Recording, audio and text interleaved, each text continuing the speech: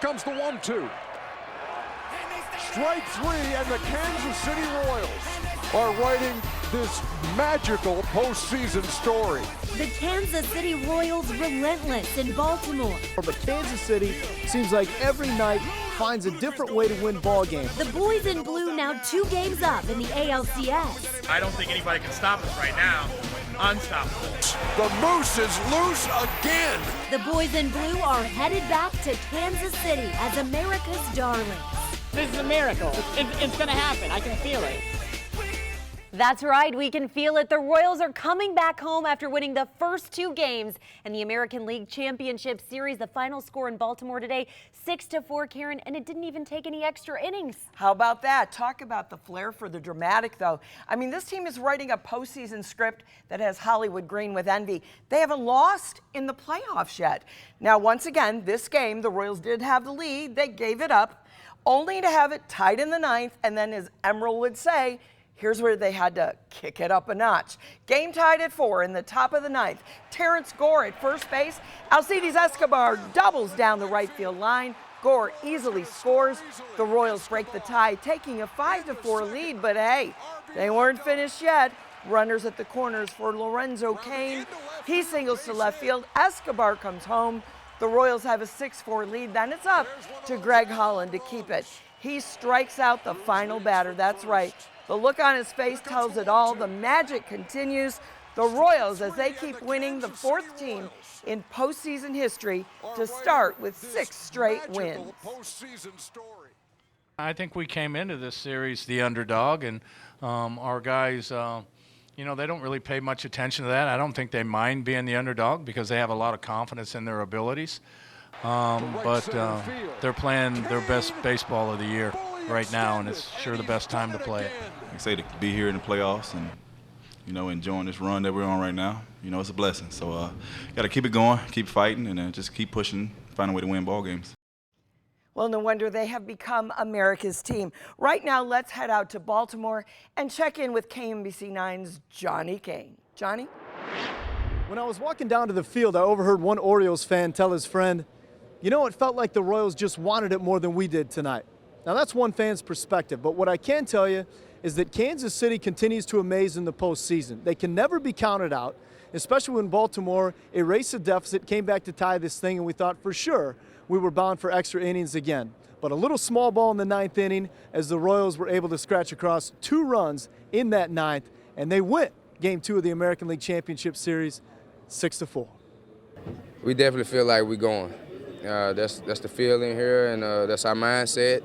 And that's what we work hard for every year, you know, to get here, and that's every team goal. And we 2 wins away, man, and we're going to play every game like it's the last. Off to a hot start, great start, 2-0. You know, and to come here to take 2 from these guys was huge. They got a really good ball club over there. So I got to go back home, you know, in front of that electric KC crowd, and hopefully sneak out 2 more. We're in the LCS. We're up 2-0. We went into their place and won the first 2 games. You know, it'd be foolish to me to say I've had any more fun than this. 2 down, 2 to go in the ALCS. Game 3 coming up on Monday back in Kansas City. Jeremy Guthrie, the starting pitcher for Kansas City against Baltimore's Wei-Yin Chen. Reporting from Camden Yards, Johnny Kane, KMBC9 News. Another big night for the Royals, and fans everywhere are celebrating. But tonight the W is extra special for one fan. KMBC9's Brian Johnson is live at the K with her story tonight. Brian? Yeah, her name is Amy Stanifer, and she will be here at Kauffman Stadium on Monday as the Royals take on the Orioles. Now, she has always hoped and believed in 2 things, and this October, both are coming true. This whole month is just emotion. A lot of emotion this month. In Kansas City, Royal Blue has been much of the focus at a time when pink should be in its prime for breast cancer awareness. Yeah, I was mad that I had it, but there was really nobody to get mad at per se. So I just stayed positive. I trusted my doctors. Stanifer was diagnosed with breast cancer last year. She's gotten treatments every 3 weeks. I watch almost every game, or I listen to it on the radio. We just love baseball. So this is very exciting for the town. Kansas City's wanted this for a really long time. So I just think if we can keep a positive attitude. Friday, her doctors told her she is cancer-free. She says belief helped her through. A Royals fan for 25 years, she's now focused on the next big goal, the Royals winning the World Series. You just have to stay positive, believe, and I think just like with the Royals, just believe in the team and just keep cheering them. One of thousands of fans cheering them on. Of course, we'll be here on Monday to hear her and all the others cheering on the Royals. As far as breast cancer awareness, she says it is key to get a mammogram, get them early. She says it can make all the difference in the world. Reporting live at Kauffman Stadium, Brian Johnson, KMBC 9 News. And be sure to keep up with everything Royals on our live wire. You can get up-to-the-minute tweets from Johnny Kane, pictures and reports from Baltimore. Check it out on KMBC.com. And with the Royals headed back to the K on Monday, Nick, do fans need to be worried about rain that day? Absolutely. I would be worried about rain on Monday morning for the commute, Monday afternoon plans, and especially into Monday evening and Monday night. It's another dose of what could be widespread rain for our 44 counties. Clouds and radar over the last 3 hours. Cloud cover creeping up from the south. We'll start off tomorrow morning cloudy with some pockets of drizzle. 53 degrees, starlight right now at the airport, and easterly wind at 7 miles per hour. And as I mentioned, with the cloudy skies, could see a few drops of rain falling out of them early tomorrow morning, starting off at about 46 degrees, making it another chilly morning. I think the steady rain and thunderstorms begin Sunday night into Monday morning, definitely impacting Monday morning's commute, and then of course into Monday evening we go with the Royals game out there at the K. Could be a soggy one. Stick around to find out when this next batch of rain moves out. Keisha. Looking forward to it, Nick. A developing story right now. Police are looking for suspects after they were called to a shooting and found a man who had been severely beaten. It happened in East Kansas City near Linwood and Benton. Police say the man was rushed to the hospital with life-threatening injuries. We'll continue to bring you more information as soon as we get it. Right now, a suspect is behind bars after an early morning homicide in Blue Springs. It happened at the Days Inn on Northwest Outer Road between 7 Highway and Adams Dairy. Independence Police and Jackson County Sheriff's deputies were called in to help with this investigation. Now, when they arrived on the scene, they found a man armed with a weapon in a nearby parking lot. After surrendering, police say the suspect led them to a hotel room, and that's where they found a man in his mid-20s dead from a gunshot wound. So far, though, no charges have been filed in this case. New tonight, an airman from Whiteman Air Force Base has died. A member of the 509th Civil Engineering Squadron was killed in an automobile accident Friday on Highway 50 East. A civilian in that car also died. Names have not been released, but an Air Force Base official said in a statement, quote, "Our thoughts and prayers are with the families and loved ones at this time, and we will be devoted in the coming days to supporting them and all of the members of Team Whiteman affected by this horrible tragedy." No word tonight on what caused this accident. Police on high alert in Ferguson and St. Louis tonight after protesters planned several demonstrations, dubbing this weekend Ferguson October. Earlier today, demonstrators marched 12 miles from Ferguson to downtown St. Louis near the Arch to deliver a message to the world. They want the police officer who killed 18-year-old Michael Brown to be charged with a crime. People are also rallying over the shooting death of St. Louis teen Vonderette Myers. I never get to feel him again. My life is empty now. I'm numb. My heart is empty. They took my son and destroyed his life, and now they're trying to destroy his character. And I ain't gonna allow that to happen. Myers was shot by an off-duty police officer earlier this week. Protesters in Ferguson plan to wrap up Ferguson October on Monday. Right now, airports in 5 U.S. cities adding an extra layer of protection against the Ebola virus. New screenings will check the temperature of travelers coming from West African countries. The process started today at JFK Airport in New York. The Ebola outbreak has killed more than 4,000 people. New tonight, another death from enterovirus DV68. Officials say a 21-month-old girl from Michigan died on Friday. The CDC says 5 people infected with the virus have died, but it's not clear what role that virus has played. Enterovirus has sickened 691 people in 46 different states. In Idaho, same-sex couples flocked to the courthouse to get their marriage licenses today. Yesterday, the U.S. Supreme Court gave the go-ahead for same-sex marriages in that state. In Kansas, the ACLU is challenging the ban. The group filed a lawsuit saying the court in Wichita had no right to refuse a marriage license to this couple you see right here earlier this week. Today, a workshop and an open forum was held to discuss this issue in Kansas City. Presenters shared stories and insight into problems for gay and lesbian couples. Special guest and gay rights activist Nate Phelps, he attended. He's actually the son of Fred Phelps, the former leader of Westboro Baptist Church. Still ahead, prepping for the World Cup, how some big-name soccer stars are spending their time in Kansas City. Plus,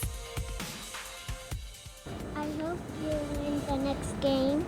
I hope you don't get hurt. how some of the Royals' youngest fans are supporting the boys in blue.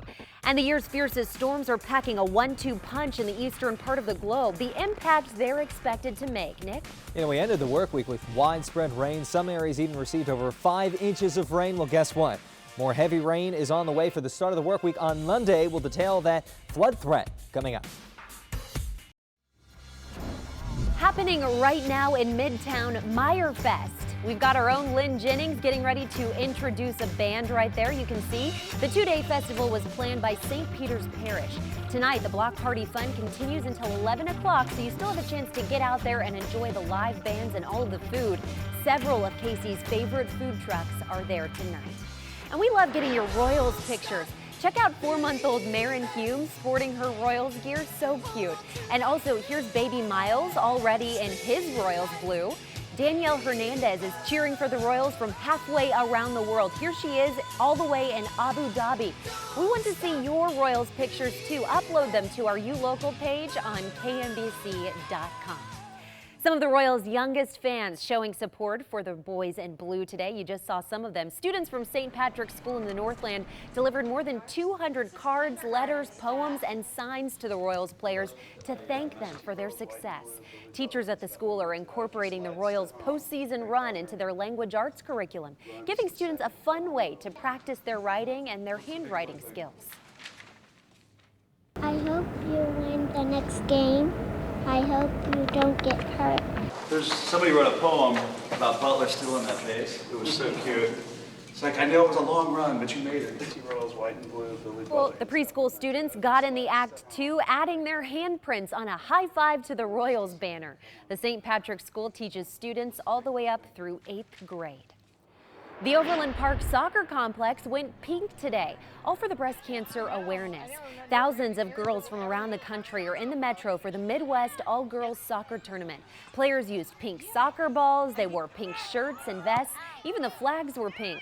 Physicians were on site as well to answer questions about the importance of early screening.